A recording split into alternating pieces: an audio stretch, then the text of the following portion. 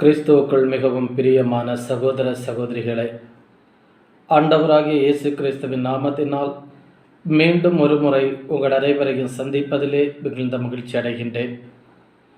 இன்று நாம் பாவத்தினால் விளையக்கூடிய தீமைகள் குறித்து சிந்திக்க இருக்கின்றோம்.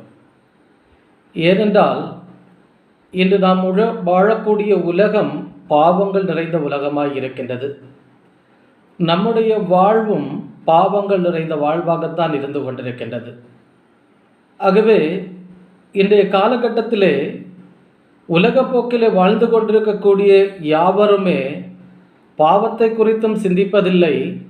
அந்த பாவங்களினால் வரக்கூடிய தண்டனைகள், பின் விளைவுகள் ஆகியவற்றை குறித்து நாம் சிந்திப்பதில்லை. எனவே தான் நம்முடைய வாழ்க்கை பாவங்கள் நிறைந்து காணப்படும் பொழுது இந்த பாவங்களினால் நம்முடைய வாழ்விலே என்னென்ன விளைவுகள் ஏற்படும், அல்லது நம்முடைய வாழ்வு முடிந்த பிறகு நமக்கு என்ன கிடைக்கும் என்பதை நாம் சிந்திக்க வேண்டும். ஏனென்றால் இந்த உலகிலே வாழும் பொழுது பாவம் வாழ்க்கையும் வாழுகின்றோம், நன்மையான வாழ்க்கையும் வாழுகின்றோம். இப்போ பாவ வாழ்க்கை வாழ்ந்து பாவத்திலே மூழ்கி கிடப்பவர்களும் செழிப்பாய்தான் வாழ்ந்து கொண்டிருக்கின்றார்கள், நன்மை செய்கின்றவர்களும் வாழ்ந்து கொண்டுதான் இருக்கின்றார்கள். ஆகவே நன்மை செய்பவர்களுக்கும் பாவம் செய்பவர்களுக்கும் என்ன வித்தியாசம் என்பதை நாம் புரிந்து கொள்ள வேண்டுமென்றால், முதலில் பாவத்தினால் விளையக்கூடிய தீமைகளை குறித்து, அல்லது பாவத்தினால் நமக்கு என்னென்ன கிடைக்கும் என்பதை குறித்து நாம் சிந்திக்க வேண்டும். அப்படி நாம் சிந்திக்கும் பொழுதுதான் இந்த பாவத்திலே வாழ்கின்றவர்களுக்கும் நன்மை செய்து வாழ்கின்றவர்களுக்கும் என்ன வேறுபாடு இருக்கின்றது என்பதை நாம் புரிந்து கொள்ள முடியும். ஆகவே அதை பற்றி சிந்திப்பதற்காக முதலாவது நாம் தெரிந்து கொண்ட வேத பகுதி ரோமையருக்கு எழுதிய திருமுகம் 6ஆம் அதிகாரம் 23ஆம் வசனத்தை எடுத்துக்கொள்வோம். தூய பவுல் ரோமையருக்கு எழுதிய திருமுகம் 6ஆம் அதிகாரம் 23ஆம் வசனம் இவ்வாறு சொல்லுகின்றது: பாவத்துக்கு கிடைக்கும் கூலி சாவு, மாறாக கடவுள் கொடுக்கும் அருள் கொடை நம் ஆண்டவர் இயேசு கிறிஸ்துவோடு இணைந்து வாழும் நிலை வாழ்வு. இப்போ ஒருவர் பாவம் செய்து பாவ வாழ்க்கையில் இருக்கும் பொழுது அவருக்கு கிடைக்கக்கூடிய அந்த பாவத்தின் கூலி தான் பாவத்தின் சம்பளம் சாவு, மரணம். பாவத்தின் சம்பளம் மரணம். ரோமர் 6:23 இவ்வாறு சொல்லுகிறது, பாவத்தின் சம்பளம் மரணம் என்று. பாவம் செய்தால் நமக்கு கிடைக்கக்கூடியது மரணம். ஒருவேளை நீங்கள் சிந்திக்கலாம், இன்று உலகிலே எல்லோருமே பாவம் செய்து கொண்டிருக்கின்றார்கள், ஆனால் யாரும் சாவதில்லையே, பாவிகள் யாருமே சாவதில்லை என்று நீங்கள் யோசித்து கொண்டிருக்கலாம். இப்போ பாவிகள் எப்பொழுது சாவை சந்திப்பார்கள்? இது ஒரு கேள்வி. இன்றைக்கு சமூகத்திலே நாம் பார்க்கும் பொழுது, இன்றைக்கு சமூகத்திலே நன்மை செய்து நீதியோடு நேர்மையோடு நடந்து கொள்பவர்கள் குறுகிய காலத்துக்குள்ளே இறந்து போகின்றார்கள். ஆனால் தீமை செய்து பாவம் செய்து குற்ற செயல்கள் புரிந்து வாழ்கின்றவர்கள் நெடுநாள் இந்த உலகத்திலே வாழ்ந்து கொண்டிருக்கின்றார்கள். அப்படி என்றால் பாவிகள் வாழ்கின்றார்கள், நேர்மையாளர்கள் நீதிமான்கள் குறுகிய காலத்தில் இறந்து போகின்றார்கள். ஆனால் விவிலியம் சொல்லுகின்றது பாவத்துக்கு கிடைக்கும் கூலி சாவு என்று. இது எப்படி பொருத்தமாக இருக்கின்றது? விவிலியத்தை முழுமையாக படித்து பாருங்கள். பிரசங்கி புத்தகம் அழகாக சொல்லும், சபை உரையாளர் புத்தகம் அழகாக சொல்லுகின்றது. அதே போல சீராக்கின் ஞான நூல், கத்தோலிக்க விவிலியத்திலே காணப்படுகின்ற சீராக்கின் ஞான நூலும் அழகாக சொல்லுகின்றது, நேர்மையாளர்களும் நன்மை செய்து வாழ்கின்றவர்களும் குறுகிய காலத்திலே இறந்து போகின்றார்கள். அவர்கள் ஏன் இறந்து போகின்றார்கள் என்றால், இந்த உலகிலே நடக்கக்கூடிய தீமையை கண்டு அந்த தீமையிலிருந்து விலகி இருப்பதை, இவர்கள் தீமையிலிருந்து விலகி இருப்பதால் அந்த தீமை இவர்களை அணுகாதவாறு, அல்லது இவர்கள் மீண்டும் பாவத்துக்குள்ளே விழாதவாறு இவர்கள் சாவை முன்னதாகவே சந்திக்கின்றார்கள் என்று விவிலியம் அழகாக சொல்லுகின்றது. அதாவது நேர்மையாளர்களுக்கும் நீதிமான்களும் ஏன் குறுகிய காலத்தில் இறந்து போகின்றார்கள் என்றால், அவர்கள் பாவத்துக்கு மத்தியிலே வாழ்கின்றார்கள். அவர்கள் இந்த பாவம் சூழ்ந்த உலகிலே வாழ்ந்து கொண்டிருக்கின்றார்கள். நேர்மையான இவர்களை பாவம் அல்லது தீமை தீண்டி இவர்களை பாவத்துக்கு உள்ளாக்காதவாறு அல்லது இவர்கள் தீமைக்குள்ளே வீழாதவாறு இவர்கள் நீதிமான்களாகவே கடவுளுடைய சன்னிதானத்திலே சென்று சேரும்படிக்கு இவர்கள் குறுகிய காலத்திலே சாவை சந்திக்கின்றார்கள் என்று விவிலியம் சொல்லுகின்றது. ஆனால் பாவிகள் ஏன் இந்த உலகிலே நீண்ட நாள் வாழுகின்றார்கள்? பாவம் ஒருவனுடைய வாழ்விலே முழுமையடையும் வரை அவன் வாழ்ந்து கொண்டே இருப்பான் என்று விவிலியம் அழகாக சொல்லுகின்றது. ஒருவனுடைய வாழ்விலே எப்பொழுது பாவம் அவன் வாழ்விலே முழுமை அடைகின்றதோ அப்பொழுது அவன் சாவை சந்திப்பான். இதுதான் பாவிக்கும் நேர்மையாளனுக்கும் உள்ள வித்தியாசம், புரிந்து கொள்ளுங்கள். நேர்மையாளன் தன்னுடைய நேர்மையின் பொருட்டு நீதி வழுவாமல் வாழ வேண்டும். அவன் தீமைக்குள்ளாக கூடாது, பாவியாக மாறக்கூடாது. ஆகவே இவன் தீமையை பொறுத்து கொள்ள மாட்டான், இவன் பாவத்தை பொறுத்து கொள்ள மாட்டான், இவன் வழி தவறி செல்லக்கூடாது என்பதற்காக நீதிமான் நேரமே, அதாவது குறுகிய காலத்திலேயே சாவை சந்திக்கின்றான். ஆனால் பாவி தன்னுடைய வாழ்க்கையிலே தன்னுடைய பாவங்கள் அனைத்தும் முழுமை பெறும் வரை வாழ்கின்றான். ஆகவே அவன் சாவை சந்திப்பதற்கு நெடுங்காலமாகின்றது. நீதிமான் இவ்வுலகிலே சாவை சந்தித்தாலும் அவன் கடவுளிடத்திலே வாழ்கிறான். அதைத்தான் இந்த வசனத்துடைய பிற்பகுதி சொல்லுகின்றது. மாறாக கடவுள் கொடுக்கும் அருள் கொடை நம் ஆண்டவர் இயேசு கிறிஸ்துவோடு இணைந்து வாழும் நிலை வாழ்வு. ஆக அந்த இறுதி இல்லாத முடிவில்லாத அந்த வாழ்வு நீதிமானுக்கு கிடைக்கின்றது, பாவிக்கு சாவு கிடைக்கின்றது. இந்த உலகிலே பாவி அதிக நாள் வாழுகின்றான். அதிக நாள் வாழுக காரணம் அவனுடைய பாவங்கள் அவனுடைய வாழ்க்கையிலே முழுமை பெற வேண்டும். அவனுடைய வாழ்க்கையிலே பாவங்கள் முழுமை பெறும்படி அந்த பாவி இந்த உலகிலே நெடுநாள் வாழ்கின்றான். பாவம் அவனுடைய வாழ்க்கையிலே முழுமை பெறும் பொழுது அவன் உலக வாழ்வை முடித்துக் கொள்ளுகின்றான், சாவை சந்திக்கின்றான். ஆனால் அவன் இயேசு கிறிஸ்துவோடு இணைந்த நிலை வாழ்வை பெற்றுக்கொள்வதில்லை. ஆனால் நீதிமான்களும் நேர்மையாளர்களும் இப்பாவம் அவர்களை அணுகாதவாறு, அவர்கள் வழிதவறி செல்லாதவாறு சாவு அவர்களை ஏற்கனவே குறுகிய காலத்திலேயே சந்திக்கின்றது. ஆகவே இவ்வுலக வாழ்வை சீக்கிரத்திலே அவர்கள் முடித்துக் கொள்ளுகின்றார்கள். ஆனால் அவர்கள் ஆண்டவராக இயேசு கிறிஸ்துவோடு இணைந்த நிலை வாழ்வை, நித்திய வாழ்வை பெற்றுக் கொள்ளுகின்றார்கள். பாவத்தினுடைய விளைவை பாருங்கள். பாவத்தினுடைய விளைவு சாவு. ஆனால் அது ஒருபோதும் நிலை வாழ்வை தருவதில்லை. பாவம் இவ்வுலகிலே உங்களுக்கு மகிழ்ச்சியான வாழ்வை கொடுக்கலாம், இன்பத்தை கொடுக்கலாம். ஆனால் ஆண்டவராக இயேசு கிறிஸ்துவோடு இணைந்த என்றுமே மகிழ்ச்சி நிறைந்த ஒரு நிலை வாழ்வை பாவம் உங்களுக்கு ஒருபோதும் தருவதில்லை என்பதை நீங்கள் புரிந்து கொள்ள வேண்டும். இதைத்தான் ரோமையர் 6:23 அழகாக சொல்லுகிறது. பாவத்துக்கு கிடைக்கும் கூலி சாவு, மாறாக கடவுள் கொடுக்கும் அருள் கொடை நம் ஆண்டவர் இயேசு கிறிஸ்துவோடு வாழும் இணைந்து வாழும் நிலை வாழ்வு என்பது. ஆகவே பாவி தன்னுடைய வாழ்க்கையிலே பாவம் முழுமை பெறும் வரைக்கும் அவன் வாழுகின்றான். அதற்கு எடுத்துக்காட்டாக சொல்ல வேண்டும் என்றால் சோதோகுமோர பட்டணத்தை நாம் எடுத்துக்கொள்ளலாம். சோதோகுமோர பட்டணத்தினுடைய பாவம் பெருகியது. இப்போ சோதோகுமோர பட்டணம் பாவம் செய்து கொண்டிருந்த பொழுது அந்த பட்டணத்தை ஆண்டவர் அழிக்கவில்லை. அந்த பட்டணத்துடைய பாவம் முழுமையடைந்து எப்பொழுது அந்த பாவம் விண்ணகத்தை எட்டியதோ அப்பொழுது சோதோகுமோர பட்டணத்துடைய பாவத்தை பார்க்க ஆண்டவர் இறங்கி வந்தார், அந்த பட்டணத்தை அழித்தார். ஆகவே அந்த பட்டணத்திலே பாவம் முழுமை பெறும் வரை அந்த பட்டணம் அழிக்கப்படவில்லை.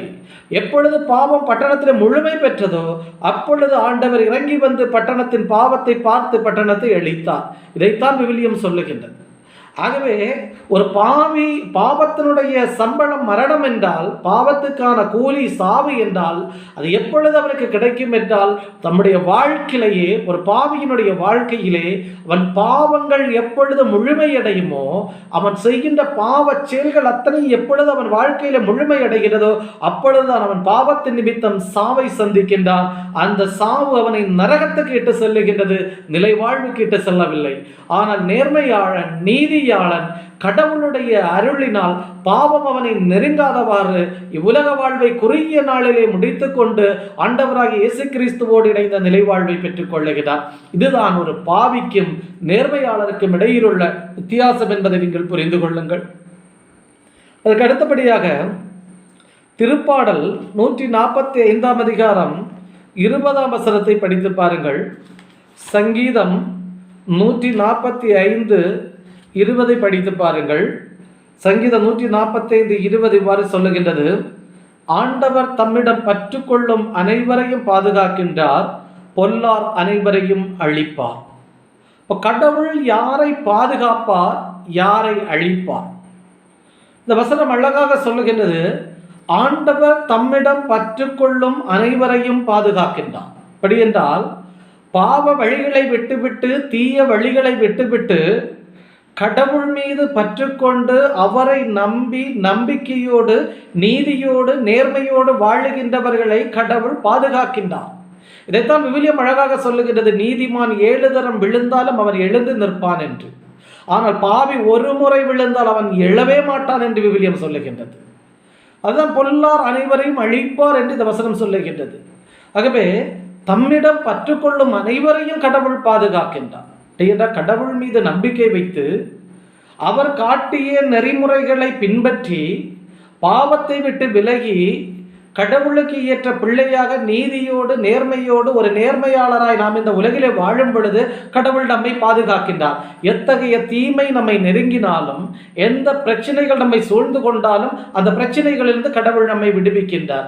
ஆகவே தான் விவிலியம் இவ்வாறு சொல்லுகின்றது, நேர்மையாளர் 7 முறை விழுந்தாலும் அவன் எழுந்து நிற்பான், பாவி ஒரு முறை விழுந்தால் கூட எழும்ப மாட்டான் என்று, பொல்லார் அனைவரையும் ஆண்டவர் அழிப்பார் என்று.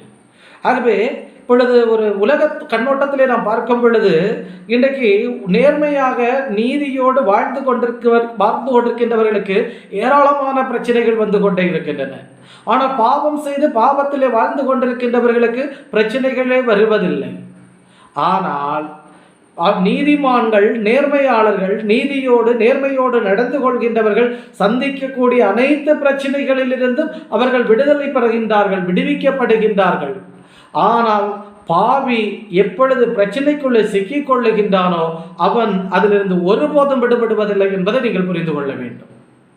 எடுத்துக்காட்டாக சொல்ல வேண்டும் என்றால், நம்முடைய வாழ்க்கையிலே நீதியோடு நேர்மையோடு நாம் வாழ்ந்து கொண்டிருக்கும் பொழுது, தனிப்பட்ட வாழ்க்கை கடன் பிரச்சனையிலே மூழ்கி கிடக்கும் பொழுது, அந்த கடன் பிரச்சனை நம் உயிரை குடிக்கக்கூடிய சூழ்நிலைக்கு நம்மளை தள்ளும் பொழுது கூட ஆண்டவர் தம் உயிரை அழிய விடாமல் சாவின் பிடியிலிருந்து பாதுகாத்து காக்க வாழ வைக்கின்றார்.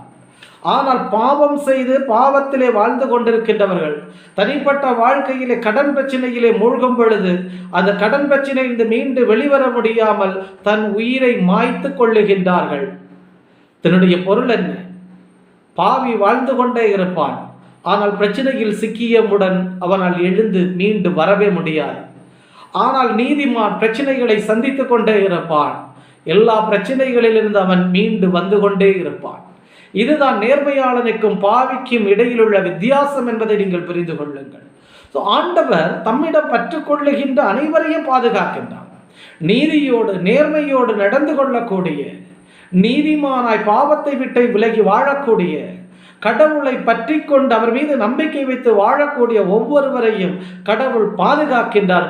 எந்த பிரச்சனை அவர்களை சூழ்ந்து கொண்டாலும் அவற்றிலிருந்து அவர்களை விடுவித்து அவர்கள் மீண்டு வர வைக்கின்றார். ஆனால் பொல்லாரை அவர் அழிக்கின்றார். பாவத்திலே வாழுகின்றவர்கள், பாவ வாழ்க்கை வாழுகின்றவர்கள் வாழ்ந்து கொண்டே இருப்பார்கள். எப்பொழுது பிரச்சனைக்குள்ளே சிக்குகின்றார்களோ அப்பொழுது பிரச்சனையிலிருந்து வெளிவர முடியாமல் அழிந்து போகின்றார்கள், அழிவை சந்திக்கின்றார்கள். ஆகவே நேர்மையோடு நீதியோடு நேர்மையாளராய் வாழுகின்றவர்கள், நீதிமானாய் வாழுகின்றவர்களை கடவுள் பாதுகாக்கின்றார். அவர்கள் பிரச்சனையிலிருந்து மீண்டு வருவார்கள். பாவிகள் பிரச்சனைகளிலிருந்து மீண்டு வருவதில்லை, அவர்கள் அழிந்து போகின்றார்கள். இதுதான் நேர்மையாளனுக்கும் பாவிக்கும் இடையிலுள்ள வித்தியாசம் என்பதை நீங்கள் புரிந்து கொள்ள வேண்டும். இன்னுமாக மத்தேயு எழுதிய நற்செய்தி 25ஆம் அதிகாரம் 46ஆம் வசனத்தை படித்து பார்ப்போம். மத்தேயு 25:46 இவ்வாறு சொல்கிறது, இவர்கள் முடிவில்லா தண்டனை அடையவும் நேர்மையாளர்கள் நிலைவாழ்வு பெறவும் செல்வார்கள். ஆண்டவராகிய இயேசு கிறிஸ்து கடைசி கால தீர்ப்பை பற்றி சொல்லும் பொழுது மத்தேயு நற்செய்தியிலே இறுதியாக 25ஆம் அதிகாரத்திலே இறுதியாக 46ஆம் வசனத்தில் இவ்வாறு சொல்லுகின்றார், இவர்கள் முடிவில்லா தண்டனை அடையவும் நேர்மையாளர்கள் நிலைவாழ்வு பெறவும் செல்வார்கள். இவர்கள் யாருன்னா பாவிகள் முடிவில்லா தண்டனை அடையவும் நேர்மையாளர்கள் நிலைவாழ்வு பெறவும் செல்லுவார்கள். ஆண்டவராகிய இயேசு கிறிஸ்துவனுடைய நியாய தீர்ப்பிலே, இந்த நீதி வழங்கக்கூடிய நாளிலே பாவம் செய்த அனைவருமே முடிவில்லா தண்டனைக்கு ஆட்கொள்ளப்படுவார்கள். நீதியோடு நேர்மையோடு வாழ்ந்தவர்கள் அனைவருமே நிலைவாழ்வை பெற்றுக்கொள்வார்கள் என்று ஆண்டவராக இயேசு கிறிஸ்துவை இவ்விடத்திலே சொல்லுகின்றார். ஆகவே நீ பாவம் செய்தால் உனக்கு கிடைப்பது முடிவில்லாத தண்டனை. இவ்வுலகிலே நீ பாவத்தை செய்து இன்பற்று வாழ்ந்திருக்கலாம். ஆனால் இவ்வுலக வாழ்வை விட்டு நீ செல்லும் பொழுது கடவுளுடைய நியாய தீர்ப்பு வெளிப்படக்கூடிய நாளிலே உனக்கு கிடைக்கக்கூடியது முடிவில்லாத தண்டனை என்பதை நீ புரிந்து கொள்ள வேண்டும்.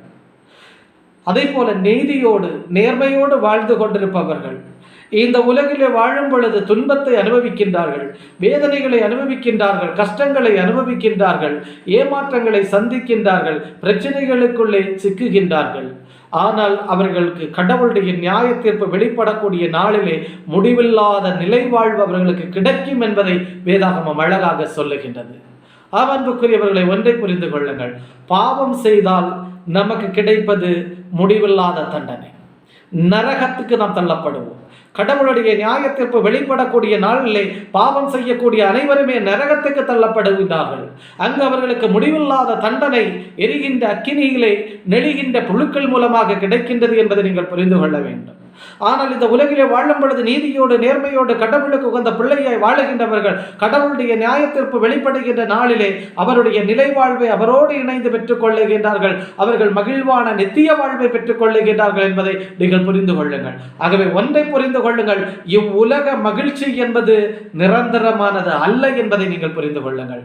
இவ்வுலகத்திலே மகிழ்ச்சியாய் இருப்பதற்காக, இவ்வுலக இன்பத்தை அனுபவிப்பதற்காக நாம் பாவத்தின் வழியிலே இன்று சென்று கொண்டிருக்கின்றோம். பிறரை துன்புறுத்தி கொண்டிருக்கின்றோம், பிறருடைய மனதை புண்படுத்தி கொண்டிருக்கின்றோம், பிறரை பழி வாங்கி கொண்டிருக்கின்றோம், பிறரை பழி வாங்குவதற்காக பல செயல்களை நாம் செய்து கொண்டிருக்கின்றோம். இவையெல்லாம் இன்று நமக்கு இன்பத்தை தரலாம். ஆனால் கடவுளுடைய நியாய தீர்ப்பு வெளிப்படக்கூடிய நாட்களிலே நாம் செய்த அனைத்து பாவங்கள் நம் இடத்திலே பட்டியலிடப்பட்டு முடிவில்லாத தண்டனை நமக்கு அளிக்கப்படும் என்பதை நீங்கள் புரிந்து கொள்ள வேண்டும். இந்த உலகிலே பாடுகளை அனுபவித்து, கஷ்டங்களை அனுபவித்து, வேதனைகளை அனுபவித்து, துன்பங்களை அனுபவித்து, பிரச்சனைகளை சந்தித்து அவற்றிலிருந்து விடுபட்டு மீண்டும் மீண்டும் எழுந்து வந்து கடவுளுக்கு சாட்சிய கடவுளுடைய பிள்ளையாய் நீதியோடு நேர்மையோடு வாழுகின்றவர்கள் கடவுளுடைய நியாய தீர்ப்பு வெளிப்படுகின்ற நாட்களிலே அவர்களுடைய நன்மைகள் பட்டியலிடப்பட்டு அவர்களுக்கு ஆண்டவராக இயேசு கிறிஸ்துவோடு இணைந்த ஒரு நிலைவாழ்வு கொடுக்கப்படும் என்பதை நீங்கள் புரிந்து கொள்ளுங்கள். அன்றைக்கு அவர்கள் மகிழ்ச்சியான வாழ்வை பெற்றுக் கொள்வார்கள். இந்த உலகிலே மகிழ்ச்சியாக வாழ வேண்டும் என்பதற்காக பாவ வழிகளை தேர்ந்து கொண்டு பாவத்தின் வழியிலே சென்று கொண்டிருக்கக்கூடிய, இன்று இன்பத்தை அனுபவித்துக் கொண்டிருக்கக்கூடிய, பாவ வழியிலே வாழ்ந்து கொண்டிருக்கக்கூடிய ஒவ்வொருவரும் புரிந்து கொள்ளுங்கள், உங்களுக்கு மறுமையிலே காத்திருப்பது நிலையான தண்டனை என்பதை நீங்கள் புரிந்து கொள்ளுங்கள். ஆனால் இந்த உலகிலே தங்களுடைய இன்பத்தை தொலைத்துவிட்டு நீதிக்காக நேர்மைக்காக போராடி கொண்டிருப்பவர்களுக்கு மறுமையிலே கிடைக்கக்கூடியது மகிழ்ச்சியான என்றென்றும் இன்பம் தரக்கூடிய நிலைவாழ்வு என்பதை நீங்கள் புரிந்து கொள்ளுங்கள். இதுதான் பாவம் செய்கின்றவர்களுக்கும் நேர்மையாக வாழுகின்றவர்களுக்கும் இடையில் உள்ள வித்தியாசம் என்பதை புரிந்து கொள்ளுங்கள். பாவம் செய்து உலக இன்பத்திலே திளைத்து இந்த இன்பத்தோடு மகிழ்ச்சியோடு வாழுகின்றவர்கள், பாவிகளாய் வாழுகின்றவர்கள் தங்களுடைய பாவம் முழுமையடைந்து சாவை சந்திக்கும் பொழுது அவர்களுடைய நியாய தீர்ப்பு வெளிப்படக்கூடிய நாட்களிலே அவர்களுக்கு கிடைக்கக்கூடியது நரகம் என்னும் நிலையான தண்டனை. ஆனால் இந்த உலகிலே தங்கள் இன்பத்தை தொலைத்து பிரச்சனைகளை சந்தித்து நீதிக்காக நேர்மைக்காக நீதியோடு நேர்மையோடு வாழ்ந்து கொண்டிருக்கக்கூடிய ஒவ்வொருவரும் இவ்வுலக வாழ்வை விட்டு செல்லும் பொழுது கடவுளை சந்தித்து நியாய தீர்ப்பு வெளிப்படுகின்ற நாளிலே அவர்களுக்கு கிடைக்கக்கூடியது என்றென்றும் இன்பத்தை கொடுக்கக்கூடிய நித்திய வாழ்வு, நிலைவாழ்வு என்பதை நீங்கள் புரிந்து கொள்ளுங்கள். இதுதான் பாவிகளுக்கும் நேர்மையாளர்களுக்கும் உள்ள வித்தியாசம் என்பதை புரிந்து கொள்ளுங்கள். இன்னுமாக எசேக்கியேல் எழுதிய புத்தகம் 18ஆம் அதிகாரம் 4ஆம் வசனத்தை படித்து பாருங்கள். எசேக்கியேல் 18ஆம் அதிகாரம் 4ஆம் வசனம் இவ்வாறு சொல்லுகின்றது: உயிர் அனைத்தும் எனக்கே சொந்தம், பெற்றோரின் உயிர் என்னுடையது, பிள்ளைகளின் உயிரும் என்னுடையது, பாவம் செய்யும் உயிரே சாகும். இப்ப எந்த உயிர் சாகும் என்று ஆண்டவர் அழகாக எசேக்கியேல் தீர்க்கதரிசி வழியாக சொல்லியிருக்கின்றார்.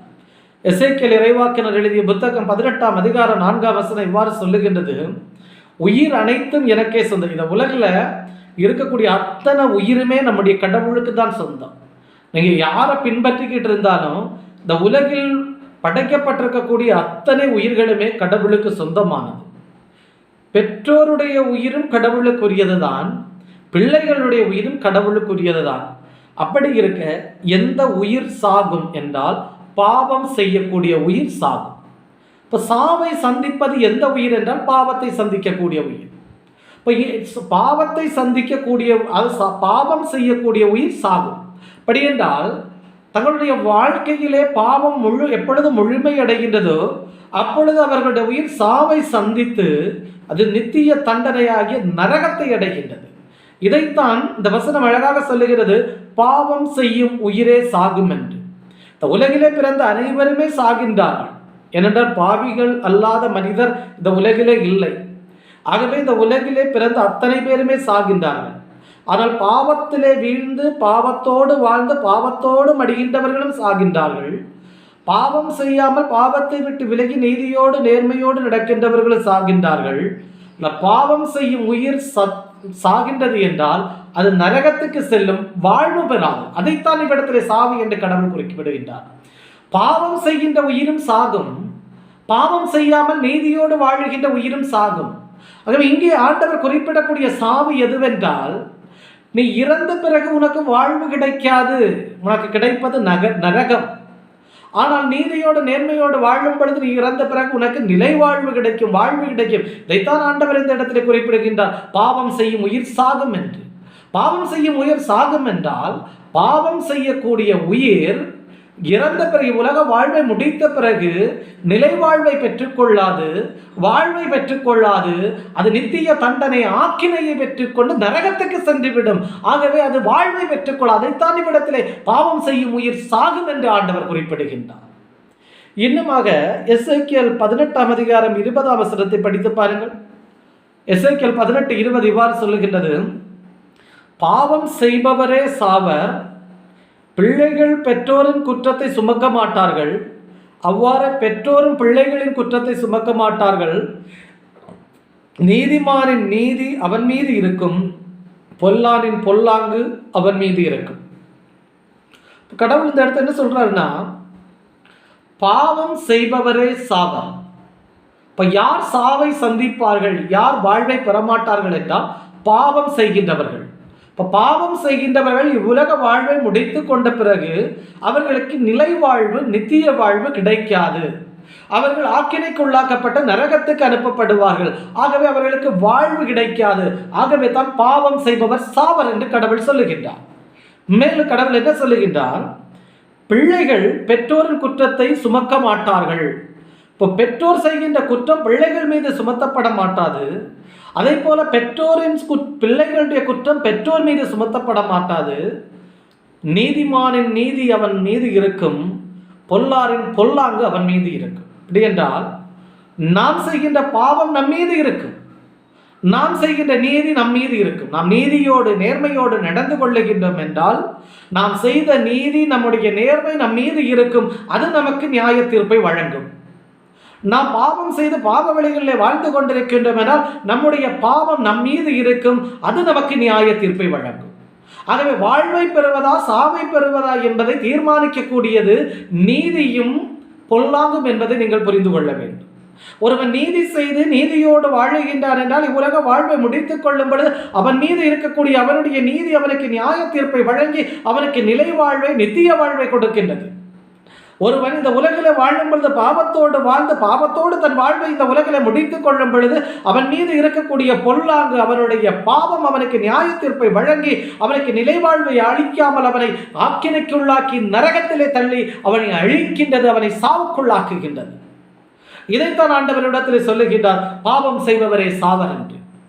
ஆகவே உலகிலே வாழ்கின்ற அனைவரும் சாவார்கள். ஆனால் கடவுள் சொல்லுகின்ற சாவு என்பது உனக்கு நியாய தீர்ப்பு வழங்கப்படும் பொழுது, உலக வாழ்வை முடித்து கடவுள் முன்னிலையிலே உனக்கு நியாய தீர்ப்பு வழங்கப்படும் பொழுது நீ சாவை சந்திக்கின்றாயா வாழ்வை சந்திக்கின்றாயா என்பதைத்தான் கடவுள் இந்த இடத்திலே குறிப்பிடுகின்றார். எசேக்கியேல் 18:4 என்ன சொல்லுகின்றார், பாவம் செய்கின்ற உயிர் சாகும் என்று சொல்லுகின்றார். அதே எசேக்கியேல் 18:20 என்ன சொல்லுகிறார், பாவம் செய்பவரே சாவர் என்று சொல்லுகின்றார். எப்படி என்றால் நீதிமானுடைய நீதி அவன் மீது இருக்கும், பொல்லாருடைய பொல்லாங்கு அவன் மீது இருக்கும். நீ உலக வாழ்விலே நீதியோடு நேர்மையோடு வாழ்ந்து உலக வாழ்வை விட்டு முடிக்கும் பொழுது, இவ்வுலக வாழ்வை விட்டு செல்லும் பொழுது நீ செய்த நீதி உன் மீது இருக்கும். இவ்வுலகத்தில் நீ பாவம் செய்து பாவியாக வாழும் பொழுது, உலக வாழ்வை விட்டு நீ செல்லும் பொழுது, உலக வாழ்வை முடித்துக் கொள்ளும் பொழுது நீ செய்த பாவம் உன் மீது இருக்கும். கடவுள் முன்னிலையிலே நியாய தீர்ப்பின் பொழுது நீ செய்த நீதி உனக்கு நீதி வழங்கி உனக்கு நிலைவாழ்வை பெற்றுத்தரும். கடவுள் முன்னே நியாய தீர்ப்பின் போது நீ செய்த பாவம் உன் மீது இருந்தால் அந்த பாவம் உனக்கு நியாய தீர்ப்பை வழங்கி உனக்கு நித்திய ஆக்கினையை பெற்றுத்தந்து சாவுக்குள்ளாக்கும், நரகத்துக்குள்ளாக்கும் என்பதை நீங்கள் புரிந்து கொள்ளுங்கள். ஆகவே தான் ஆண்டவர் இவ்வாறு சொல்லுகிறார், பாவம் செய்பவரை சாவர் என்று. ஆகவே இவ்வுலக வாழ்வை முடித்து கடவுள் முன்னே நீ செல்லும் பொழுது நீ பாவியாக சென்றால் உனக்கு கிடைப்பது நித்திய ஆக்கினை, சாவு. ஆனால் ஒரு நீதிமான நேர்மையாளர் கடவுள் முன்னிலை நீ சென்றால் உனக்கு கிடைப்பது நிலை வாழ்வு, நித்திய வாழ்வு, என்றென்று மகிழ்ச்சி தரக்கூடிய வாழ்வு என்பதை நீங்கள் புரிந்து கொள்ளுங்கள். இன்னுமாக தூய பவுல் கலாத்தியருக்கு எழுதிய திருமுகம் 6ஆம் அதிகாரம் 7ஆம் வசனத்தை படித்து பாருங்கள். கலாத்தியர் 6:7 இவ்வாறு சொல்லுகின்றது, ஏமாந்து போக வேண்டாம், கடவுளை கேலி செய்ய முடியும் என நினைக்காதீர்கள், ஒருவர் தாம் விதைப்பதையே அறுவடை செய்வார். ஒன்றை புரிந்து கொள்ளுங்கள் அன்புக்குரியவர்களே, ஒன்றை புரிந்து கொள்ளுங்கள், ஏமாந்து போக வேண்டாம், கடவுளை கேலி செய்ய முடியும் என நினைக்காதீர்கள், ஒருவர் தாம் விதைப்பதையே அறுவடை செய்வார் என்பதை நீங்கள் புரிந்து கொள்ளுங்கள். இன்னைக்கு பாருங்க, கடவுளை கேலி செய்வதற்கு அளவே இல்லை. சில கேட்பாங்க, கடவுள் இருக்காரா இல்லையான்னு. நீ விதைக்கக்கூடிய விதை கடவுள் இருக்கிறாரா இல்லையா என்பது உன் வாழ்வு முடிவுக்கு வரும் பொழுது தெரியும். ஆகவே நீ எதை விதைக்கின்றாயோ அதை தான் நீ அறுவடை செய்வாய். இதைத்தான் அழகாக இந்த வசனம் சொல்லுகின்றது. கடவுளை கேலி செய்ய நீங்கள் நினைக்காதீர்கள் ஒருபோதும். இது எத்தனையோ பேர் கடவுளை கேலி செய்து கொண்டே இருக்கின்றார்கள். இன்றைக்கு நம்முடைய வாழ்க்கையில கடவுளை நோக்கி நாம் எழுப்புகின்ற விண்ணப்பங்கள் நிறைவேறவில்லை என்றால் நாம் கடவுளை நோக்கி கேலி செய்கின்றோம். கடவுளுக்கு கண் இருக்கின்றதா, கடவுளுக்கு காது இருக்கின்றதா என்று நாம் கேட்கின்றோம். கடவுளுக்கு இரக்கம் இருக்கின்றதா என்றெல்லாம் நாம் கேட்கின்றோம். கடவுளுக்கு இரக்கம் நம் மீது இருப்பதால் தான் நாம் இந்த உலகிலே வாழ்ந்து கொண்டிருக்கின்றோம் என்பதை நீங்கள் புரிந்து கொள்ள வேண்டும். கடவுளுடைய அருள் பார்வை நம் மீது இருப்பதால் தான் நாம் பாவிகளாய் இருந்தும் இந்த உலகிலே வாழ்ந்து கொண்டிருக்கின்றோம் என்பதை நீங்கள் புரிந்து கொள்ள வேண்டும். கடவுளுக்கு காது கேட்பதால் தான் நாம் கடவுளை நோக்கி நாம் எழுப்புகின்ற அபய குரலை அவருடைய காதுகள் கேட்பதால் தான் பாவிகளாய் இருந்து நாம் இந்த உலகிலே வாழ்ந்து கொண்டிருக்கின்றோம் என்பதை நீங்கள் புரிந்து கொள்ள வேண்டும். அன்புக்குரியவர்களே, ஆனால் கடவுளை நோக்கி நாம் விண்ணப்பம் செய்யும் பொழுது அந்த விண்ணப்பங்கள் நிறைவேறவில்லை என்பதற்காக நாம் கடவுளை நோக்கி சில நேரங்களில் முறுமுறுக்கின்றோம், கேலி செய்கிறோம். கடவுள் என்று ஒருவர் இருக்கின்றாரா என்று வரை கேட்கிறோம். இது மிகப்பெரிய தவறு என்பதை நீங்கள் புரிந்து கொள்ளுங்கள். ஏனெனில் நாம் விதைப்பதையே நாம் அறுவடை செய்வோம் என்பதை நீங்கள் புரிந்து கொள்ளுங்கள்.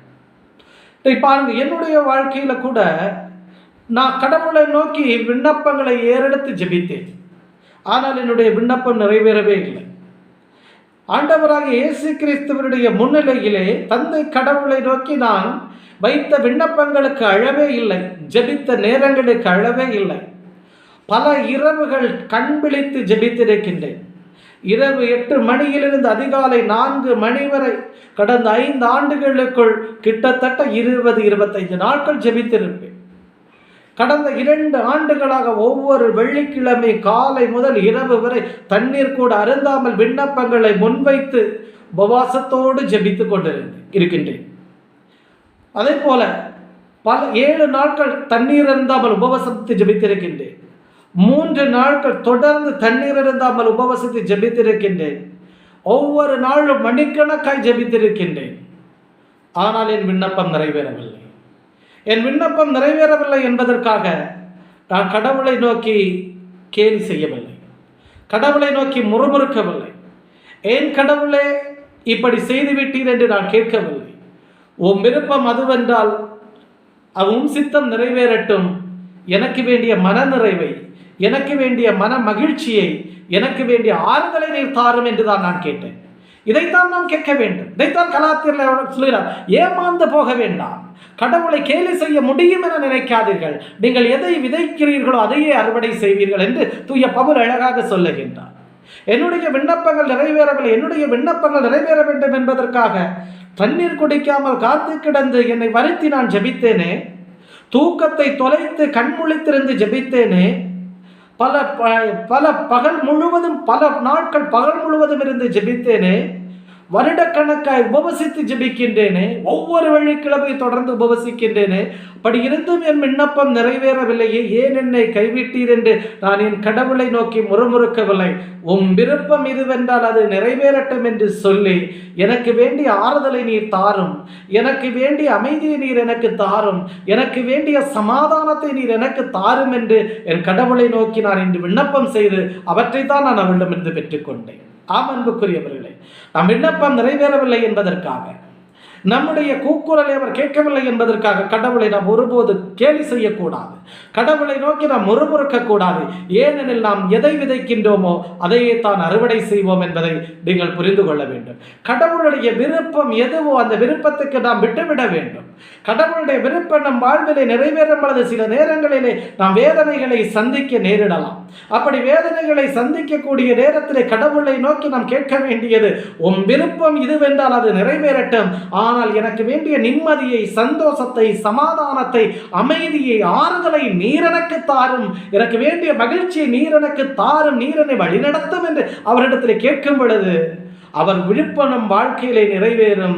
நாம் கேட்ட அமைதியை, சமாதானத்தை, மகிழ்ச்சியை கடவுள் நமக்கு தந்து நம்மை வழி நடத்துவார் என்பதை நீங்கள் புரிந்து கொள்ளுங்கள். ஆகவே அன்புக்குரியவர்களே, நாம் ஒருபோதும் கடவுளை கேலி செய்யக்கூடாது. ஏனெனில் நாம் எதை விதைக்கின்றோமோ அதையே அறுவடை செய்வோம். என் வாழ்க்கையிலே பாவம் செய்து வாழ்ந்து கொண்டிருக்கின்றோம் என்றால் பாவம் நம் வாழ்க்கையிலே அறுவடையாக ஆக்கினையை தந்துவிடும். நாம் நீதியோடு நேர்மையோடு வாழ்கின்றோம் என்றால் நாம் விதைத்த நீதி நேர்மை நமக்கு நித்திய வாழ்வை தந்துவிடும். ஆகவே வாழும் பொழுது நாம் எதை விதைக்கின்றோமோ அதுதான் இவ்வுலக வாழ்வை நமக்கு முடிக்கும் பொழுது அறுவடையாக கிடைக்கும் என்பதை புரிந்து கொள்ளுங்கள். உலகை வாழும் பொழுது பாவத்தை விதைத்து வாழுகின்றோம் என்றால் உலக வாழ்வை முடித்து விட்டால் நமக்கு கிடைப்பது நித்திய ஆக்கினை. இவ்வுலகிலே நீதியோடு நேர்மையோடு வாழும் பொழுது உலக வாழ்வை முடிக்கும் பொழுது நமக்கு கிடைக்கக்கூடியது நித்திய நிலை வாழ்வு என்பதை புரிந்து கொள்ளுங்கள். ஆகவே எதை விதைக்கின்றோமோ அதைத்தான் அறுவடை செய்வோம் என்பதை புரிந்து கொள்ளுங்கள். இன்னுமாக யாக்கோபு எழுதிய திருமுகம் 1ஆம் அதிகாரம் 15ஆம் வசனத்தை படித்து பாருங்கள். அது இவ்வாறு சொல்லுகிறது. யாக்கோபு திருமுகம் 1ஆம் அதிகாரம் 15ஆம் வசனம் இவ்வாறு சொல்லுகின்றது, தீய நாட்டம் கருக்கொண்டு பாவத்தை பெற்றெடுக்கிறது, பாவம் முழு வளர்ச்சி அடைந்து சாவை விளைவிக்கிறது. இப்போ ஏன் பாவிகள் சீக்கிரம் சாகல, நீதிமான்கள் சீக்கிரம் செத்து போறாங்க? அதுக்கு அழகான ஒரு விடை இந்த வசனத்தில் இருக்குது. யாக்கோபு 1:15, தீய நாட்டம் கருக்கொண்டு பாவத்தை பெற்றெடுக்கிறது, பாவம் முழு வளர்ச்சி அடைந்து சாவை விளைவிக்கிறது. இதைத்தான் நான் முதல்ல சொன்னேன். எப்பொழுது பாவியினுடைய வாழ்விலே பாவம் முழுமை அடையுமோ அப்பொழுதுதான் பாவிகள் சாவை சந்திப்பார்கள். ஆனால் நீதிமான்கள் பாவத்துக்குள்ளாக கூடாது என்பதற்காக அவர்கள் குறுகிய காலத்திலே கடவுளால் எடுத்துக் கொள்ளப்படுகின்றார்கள். ஆக இப்பொழுது பாவம் எப்படி வருகின்றது? தீய நாட்டம் கருக்கொண்டு பாவத்தை விளைவிக்கின்றது. கண்களின் இச்சையை நாம் கட்டுப்படுத்தவில்லை என்றால் கண்களுடைய இச்சை நமக்குள்ளே ஒரு வெறியை உருவாக்கி நம்மை விபச்சாரம் என்னும் பாவத்துக்குள்ளே தள்ளுகின்றது. ஆக தீய நாட்டம், இந்த இச்சை எதை உருவாக்குகின்றது? பாவத்தை பெற்றெடுக்குகின்றது. தீய நாட்டம் கருக்கொண்டு பாவத்தை பெற்றெடுக்கின்றது. இச்சை நமக்குள்ளே கருவாக உருவாகும் பொழுது அதை நாம் அப்பொழுதே கட்டுப்படுத்தவில்லை என்றால் அந்த இச்சை விபச்சாரம் என்னும் பாவத்தை நம்முள்ளே உண்டாக்குகின்றது. அந்த விபச்சாரம் என்னும் பாவம் நமக்குள்ளே வளர்ச்சி அடையும் பொழுது நம்மை அது சாவுக்குள்ளாக்குகின்றது. இது ஒரு எடுத்துக்காட்டுக்காகத்தான் நான் சொல்றேன். இதே போலத்தான் எந்த ஒரு தீய நாட்டமும் என்ன செய்கிறது என்றால் பாவத்தை பெற்றெடுக்கின்றது, பாவத்தை உருவாக்குகின்றது. அப்ப தீய நாட்டங்கள் தான் நம்முடைய பாவத்தை கொண்டு வருகின்றது. அந்த பாவம் முழு வளர்ச்சி அடைந்து சாவை விளைவிக்கின்றது.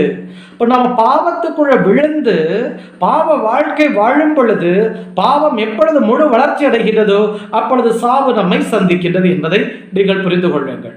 ஆகவே பாவத்தை விட்டு நீதியோடு நேர்மையோடு நாம் வாழும் பொழுது கடவுளுக்கேற்ற பிள்ளையை வாழ்வோம். இவ்வுலக வாழ்வை முடித்துக் கொண்டாலும் நித்திய வாழ்வை பெற்றுக் கொள்வோம். ஆனால் பாவிகளாய் இந்த உலகிலே நாம் வாழும் பொழுது பாவம் நமக்கு சாவை தருகின்றது. அந்த சாவின் மூலமும் நமக்கு நித்திய வாழ்வு கிடைப்பதில்லை. நிலையான ஒரு ஆக்கினை, தண்டனை தான் நமக்கு கிடைக்கின்றது என்பதை நீங்கள் புரிந்து கொள்ளுங்கள். ஆகவே தீய நாட்டங்களுக்கு நாம் இடம் கொடுக்காமல் வாழ வேண்டும். நீதிமானாய் இந்த உலகிலே நீங்கள் வாழ வேண்டும் என்று விரும்பினால் நீங்கள் ஒருபோதும் தீய நாட்டங்களுக்கு இடம் கொடுக்கக்கூடாது. தீய நாட்டங்களுக்கு இடம் கொடுத்தால் அவை பாவத்தை உருவாக்கிவிடும். எடுத்துக்காட்டாக இச்சையை சொல்லுகின்றேன். கண்களின் இச்சைகளுக்கு நாம் அதிகமாக இடம் கொடுத்தால் அது விபச்சாரம் என்னும் பாவத்தை நம்முள்ளே உருவாக்கிவிடும். அது விபச்சாரம் என்னும் பாவம் நம்முள்ளே வளரும் பொழுது நம்ம அது விபச்சாரத்துக்கு அடிமையாக்கி பல்வேறு பாவச் செயல்களுக்கு உள்ளாக்குகிறது. அதனால் பாவம் நம் வாழ்க்கையிலே வளரத் தொடங்கும். பாவம் வளர்ந்து வளர்ந்து எப்பொழுது பாவம் நம் வாழ்க்கையிலே முழுமை அடைகிறதோ, முழு வளர்ச்சி அடைகிறதோ, அப்பொழுது நாம் சாவை சந்திப்போம் என்பதை வசனம் அழகாக சொல்லுகின்றது. பாருங்க, 2 கொரிந்தியர் 5ஆம் அதிகாரம் 10ஆம் வசனத்தை படித்து பாருங்கள். 2 கொரிந்தியர் 5ஆம் அதிகாரம் 10ஆம் வசனம் இவ்வாறு சொல்லுகின்றது: ஏனெனில் நாம் அனைவருமே கிறிஸ்துவின் நடுவர் இருக்கை முன்பாக நிற்க வேண்டும். அப்போது உடலோடு வாழ்ந்தபோது நாம் செய்த நன்மை தீமைக்கு கைமாறு பெற்றுக்கொள்ளுமாறு ஒவ்வொருவரின் செயல்களும் வெளிப்படும். இப்போ நாம நினைக்கிறோம் இன்னைக்கு செய்யக்கூடிய எந்த செயலும் வெளிப்படாது என்று. நீ மறைவாக செய்யக்கூடிய பாவங்கள் அனைத்தும் கடவுள் முன்னிலையிலே நீ நிற்கும் பொழுது, ஆண்டவராக இயேசு கிறிஸ்து நடுவர் இருக்கையில இருக்கும் பொழுது வெளிப்படும் என்பதை இந்த வசனம் அழகாக சொல்லுகின்றது. இன்னைக்கு நாம நினைச்சுக்கிட்டு நாம் மறைவாகத்தான பாவம் செய்து கொண்டிருக்க யாருக்குமே தெரியல. நம் வீட்டினுடைய செங்கற்கள் அன்றைக்கு வாய் திறந்து நம்முடைய பாவங்களை கடவுள் முன்னிலையிலே அறிக்கையிடும் என்பதை நீங்கள் புரிந்து கொள்ள வேண்டும். விவிலியம் அழகாக சொல்லுகிறது, நீ எவ்விடத்தில் மறைவாய் நின்று பாவத்தை செய்கின்றாயோ அவ்விடத்தில் இருக்கக்கூடிய வாய் பேசாத உயிரற்ற கற்கள், செங்கற்கள், மண் வாய் திறந்து நம்முடைய பாவத்தை கடவுள் முன்னிலை அறிக்கையிட்டு நம் பாவத்தை வெளிப்படுத்தும் என்பதை விவிலியம் சொல்லுகிறது. அதைத்தான் இந்த வசனம் அழகாக சொல்லுகிறது. நாம் அனைவருமே கிறிஸ்துவின் நடுவர் இருக்கை முன்பாக நிற்க வேண்டும். அப்போது உடலோடு வாழ்ந்தபோது நாம் செய்த நன்மை தீமைக்கு கைமாறு பெற்றுக்கொள்ளுமாறு ஒவ்வொருவரின் செயல்களும் வெளிப்படும். இப்போ நீ நன்மை செஞ்சிருந்தால் அந்த இடத்துல நன்மை வெளிப்படுத்தப்படும். நீ தீமை செய்திருந்தால் அவ்விடத்தில் தீமை வெளிப்படுத்தப்படும். கிறிஸ்து நடுவர் இருக்கையில இருக்கும் பொழுது, நியாய தீர்ப்புக்காக முன்னிலையிலே நாம் நிற்கும் பொழுது, நாம் செய்த நன்மைகள், நாம் செய்த தீமைகள் அந்த நேரத்தில் வெளிப்படுத்தப்படும் என்பதை நீங்கள் புரிந்து கொள்ளுங்கள். நீங்க நினைக்கல யார் வெளிப்படுத்துவார்கள் என்று. விவிலியம் அழகாக சொல்லுகிறது, ஒழுங்காக படித்து பாருங்கள். ஏன் நாம் வீட்டுக்குள்ளே இருந்து கொண்டு பாவம் செய்கின்ற நம்முடைய வீட்டின் செங்கற்கள் அந்த பாவங்களை கடவுள் முன்னிலையில எடுத்து சொல்லும். நீங்கள் பாறை இடையிலே சென்று கொண்டு பாவத்தை செய்கின்றன, பாறைகள் அந்த பாவத்தை அறிக்கையிட்டு சொல்லும். மண் வாய் திறந்து நம்முடைய பாவத்தை கடவுள் முன்னிலை அறிக்கையிட்டு சொல்லும் என்பதை புரிந்து கொள்ளுங்கள். ஆகவே கடவுள் முன்னிலையில் நியாய தீர்ப்புக்காய் நாம் நிற்கும் பொழுது நாம் செய்த நன்மைகளும் தீமைகளும் பாவ செயல்களும் வெளிப்படுத்தப்படும் என்பதை நீங்கள் புரிந்து கொள்ளுங்கள். இன்று பாவத்திலே வாழ்ந்து கொண்டிருக்கின்றவர்கள் ஒருவேளை நினைத்துக் கொள்ளலாம், நாம் செய்யக்கூடிய செயல்கள் யாரும் காணவில்லை என்று.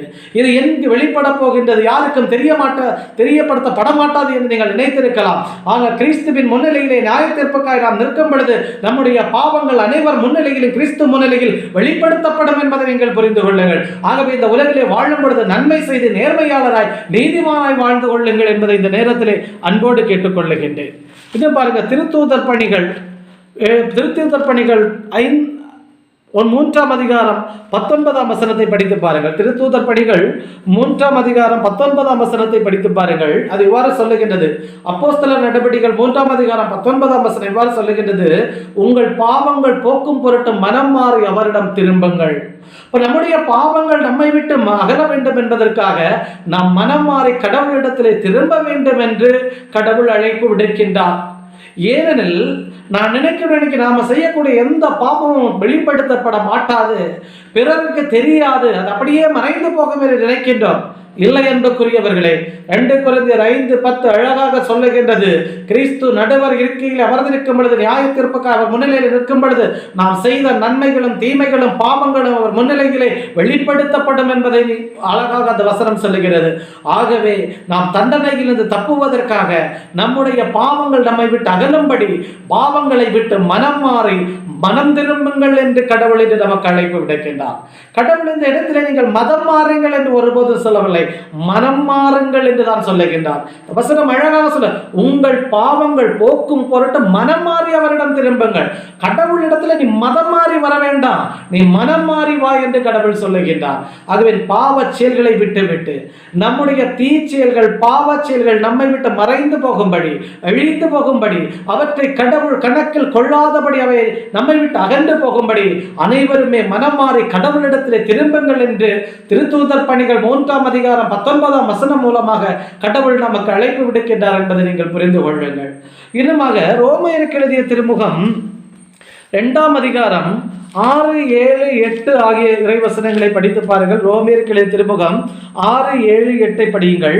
ஒவ்வொருவருக்கும் அவரவர் செயல்களுக்கு ஏற்ப கடவுள் கைமாறு செய்வார். மன உறுதியோடு நற்செயல் புரிந்து மாட்சி மாண்பு அழியாமை ஆகியவற்றை நாடுவோருக்கு அவர் நிலை வாழ்வை வழங்குவார். ஆனால் தன்னலம் நாடுபவர்களாய் உண்மைக்கு பணியாமல் அநீதிக்கு பணிபவர்களின் தலைமேல் அவருடைய சினமும் சீற்றமும் வந்து விழும். நீதிமானுக்கு என்ன கிடைக்கும், பாவிக்கு என்ன கிடைக்கும் என்பதை ரோமையர் 2ஆம் அதிகாரம் 6, 7, 8 வசனங்கள் அழகாக சொல்லுகின்றது. 6ஆம் வசனம் என்ன சொல்லுகின்றது? ஒவ்வொருவருக்கும் அவரவர் செயல்களுக்கு ஏற்ப கடவுள் கைமாறு செய்வார். நீங்க இந்த உலகில் வாழும் பொழுது எப்படி வாழ்கின்றீர்களோ அதற்கேற்ப கடவுள் உங்களுக்கு கைமாறு செய்வார் என்று அழகாக ரோமியருக்கு திரும்ப 2ஆம் அதிகாரம் 6ஆம் வசனம் சொல்லு. நீ பாவியா வாழ்ந்தா பாவத்துக்கு ஏற்ற கூலி உனக்கு கிடைக்கும், நீ நீதிமானாய் வாழ்ந்தால் அதற்கு ஏற்ற கூலி உனக்கு கிடைக்கும். ரோமையர் 6:23 சொல்லுகிற பாவத்தின் சம்பளம் மரணம் என்று. நீ இந்த உலகில் பாவியா வாழ்ந்தால் உனக்கு கிடைப்பது சாவு, நித்திய அழிவு, ஆக்கினைக்குள்ளான தீர்ப்பு, நரக வாழ்வு கிடைக்கும். நீ இந்த உலகிலே வாழும் பொழுது நீதிமானாய் வாழ்ந்தால் உனக்கு கடவுள் அருளுகின்ற நிலை வாழ்வு, நித்திய வாழ்வு கிடைக்கும் என்று இந்த வசனம் அழகாக சொல்லு. ஆகவே தான் ரோமையர் 2ஆம் அதிகாரம் 6ஆம் வசனம் சொல்லுகின்றது, அவரவர் செயல்களுக்கு ஏற்ப கடவுள் கைமாறு அளிப்பார் என்று சொல்லுகின்றது. 7ஆம் வசனம் என்ன சொல்லுகின்றது என்றால், மன உறுதியோடு நற்செயல் புரிந்து மாட்சி மாண்பு அழியாமை ஆகியவற்றை நாடுவோருக்கு அவர் நிலை வாழ்வை வழங்குகின்றார். இப்ப யாருக்கு நித்திய வாழ்வு கிடைக்கும், நிலை வாழ்வு கிடைக்கும் என்றால், மன உறுதியோடு மாட்சி மாண்பு அழியாமை ஆகியவற்றை நாடுவோருக்கு. அப்படின்னா நீதியோடும் நேர்மையோடும் நடந்து கொள்பவர்களுக்கும் நீதியை இந்த உலகிலே நடப்பிப்பதற்காக மன உறுதியோடு செயல்படுகின்றவர்களுக்கும் கடவுள் அழிவில்லாத நித்திய வாழ்வை, மகிழ்ச்சியான வாழ்வை கொடுப்பார் என்று வசனம் சொல்லுகின்றது. 8ஆம் வசனம் என்ன சொல்லுகின்றது என்றால், தன்னலம் நாடுகின்றவர்களாய் சுயநலத்தோடு வாழுகின்றவர்களுக்கு, அது தன்னலம் நாடுகின்றவர்களாய் உண்மைக்கு பணியாமல் அநீதிக்கு பணிபவர்களுக்கு அவர்களுடைய மேல் கடவுளுடைய சினமும் சீற்றமும் வந்து விழும். அப்படின்னா சுயநலத்தோடு வாழுகின்றவர்கள், நீதிக்கு கட்டுப்படாமல் அநீதிக்கு கட்டுப்பட்டு அநீதி செய்து பாவம் செய்கின்றவர் மேல கடவுளுடைய கோபம், கடவுளுடைய சீற்றம் வரும் என்பதை இந்த வசனங்கள் அழகாக சொல்லுகின்றன. ஆகவே நீங்கள் நீதியோடு நேர்மையோடு நடந்து கொண்டால் நிலை வாழ்வு கிடைக்கும், நித்திய வாழ்வு கிடைக்கும். ஆனால் நீங்கள் பாவ வாழ்க்கை வாழ்ந்தால், பாவியாக வாழ்ந்தால் உங்களுக்கு கிடைப்பதோ இவ்வுலகிலே உள்ள நிலை கடவுளுடைய நிலை வாழ்வு அல்ல, பாவத்தின் சம்பளமான மரணம், அது நித்திய தண்டனை, ஆக்கினைக்குள்ளான தீர்வு கிடைக்கும் என்பதை இந்த வசனங்கள் அழகாக சொல்லுகிறார். ஆகவே நீங்க என்னென்ன செய்கின்றீர்களோ அதற்கேற்ப கைமாறு உங்களுக்கு கிடைக்கும். நீ நன்மை செய்தால் உனக்கு நிலைவாழ்வு கிடைக்கும், நீ தீமை செய்தால் உனக்கு நித்திய தண்டனை, ஆக்கினை, சாவு என்னும் தீர்ப்பு கிடைக்கும் என்பதை நீங்கள் புரிந்து கொள்ளுங்கள். ஆகவே நீங்கள் அனைவரும் பாவங்கள் போக்கும்படி பாவத்தை விட்டுவிட்டு மனம் மாறுங்கள் என்று கடவுள் இந்த நேரத்திலே அழைப்பு விடுக்கின்றார். ஆகவே அன்புக்குரியவர்களே, இதை கேட்டுக்கொண்டிருக்கிற அனைவருக்கு நான் சொல்லுவது, பாவ வாழ்க்கையை விட்டுவிட்டு மனம் மாறுங்கள். ஏனென்றால் இந்த உலகிலே நீங்கள் பாவிகளை வாழும் பொழுது இந்த உலக வாழ்வு உங்களுக்கு மகிழ்ச்சியை தரலாம். ஆனால் இவ்வுலக வாழ்வை முடித்த பிறகு இன்னொரு வாழ்வு இருக்கின்றது. அந்த வாழ்வுதான் நமக்கு மகிழ்ச்சியான வாழ்வாக அமைய வேண்டும். இந்த உலக வாழ்வு அல்ல நமக்கு மகிழ்ச்சியாக அமைய வேண்டியது என்பதை நீங்கள் புரிந்து கொள்ளுங்கள். நமக்கு அமைய வேண்டியது கடவுள் தருகின்ற வாழ்வு.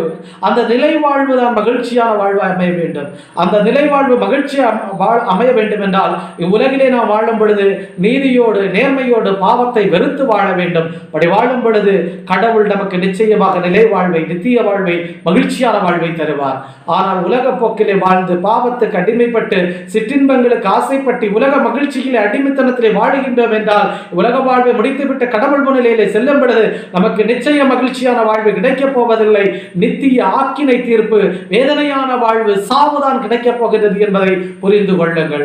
ஆகவே இவற்றை புரிந்து கொண்டு உங்கள் பாவ வாழ்க்கையை விட்டுவிட்டு மனம் மாறுங்கள், மனம் திருந்துங்கள், கடவுளிடத்தில் திரும்புங்கள் என்று அன்போடு இந்த நேரத்தில் உங்களை கேட்டுக்கொள்ளுகின்றேன். நாம் மனம் மாறுவதற்காக கடவுளை நோக்கி ஜெபிப்போமா? அன்பும் இரக்கமும் பரிசுத்தமும் நிறைந்த எங்கள் பரலோக பிதாவே, அருமையான இந்த நேரத்திலே பாவிகள் எப்பேற்பட்ட தண்டனையை பெறுவார்கள், நீதிமான்கள் எத்தகைய நன்மையை பெறுவார்கள் என்பதை உம்முடைய வேத வசனங்களின் அடிப்படையிலே நாங்கள் சிந்திப்பதற்கு நீர் எங்களுக்கு கொடுத்த வாய்ப்பிற்காக உம்மை ஸ்தோத்தரிக்கின்றோம், உம்மை துதிக்கின்றோம், உம்மை மகிமைப்படுத்துகின்றோம். அப்பா, அன்பின் ஆண்டவரே, இந்த செய்தியை கேட்கக்கூடிய ஒவ்வொருவருடைய உள்ளங்களையும் நீர் தொட வேண்டும் என்று உம்மை நாங்கள் மன்றாடுகின்றோம். அப்பா, ஏனெனில் என் ஆண்டவரே, இந்த உலகிலே வாழுகின்ற நாங்கள் அனைவருமே பாவிகள். அப்பா, ஆமாண்டவரே, பாவிகளாகிய நாங்கள் அனைவரும் இந்த பாவ வாழ்வை விட்டுவிட்டு மனமாறை மறந்திருந்த நீர் எங்களுக்கு உதவி செய்ய வேண்டும் என்று உம்மை நாங்கள் மன்றாடுகின்றோம். ஆண்டவரே, இந்த உலகிலே பாவிகளாய் வாழக்கூடிய ஒவ்வொருவருடைய உள்ளங்களை நீர் தொடுவீராக. அப்பா, ஒவ்வொருவருடைய உள்ளத்தையும் தொட்டு நீர் ஆண்டவரே அவர்களுடைய பாவங்களை அவர்கள் உணர நீர் கிருபை செய்யும். ஆண்டவரே, ஒவ்வொருவரும் தங்கள் பாவங்களை உணர்ந்து பாவ வாழ்க்கை விட்டுவிட்டு மனமாறி உம்மிடத்தில் திரும்ப கிருபை செய்யும். அனைவரும் நீதியோடு நேர்மையோடு இந்த உலகிலே வாழ கிருபை செய்யும். நீதியையும் நியாயத்தையும் இந்த உலகிலே ஒவ்வொருவரும் நடப்பிக்க நீர் கிருபை செய்யும்.